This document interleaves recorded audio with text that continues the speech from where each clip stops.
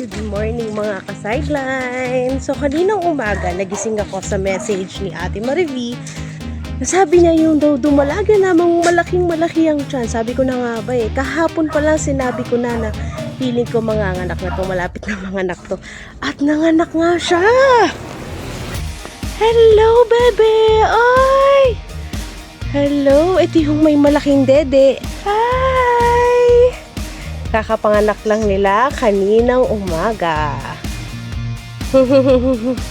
Siya o kaya yung isang dumalaga na brown, yun ang manganganak ako, unang manganganak. Sabay! Kaninang umaga siya. Tapos ngayong lunchtime, message ulit si Kuya Makoy naman. Ang sabi niya, nanganganak daw sa pastulan yung isang dumalaga. Ayan, so meron tayong dalawang dumalaga ngayon na nanganak.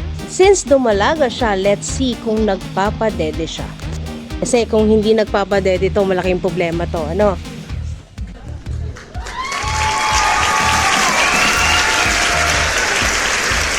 A few moments later. Ayun, nanganak na din siya, oh. Sabi na nga ba nagpapadede din siya kahit dumalaga siya, oh. Very good. Pati dun ma'am, nagpapadede Ayun din. nga, iliwan niya ma'am. Talaga. Unang anak niya.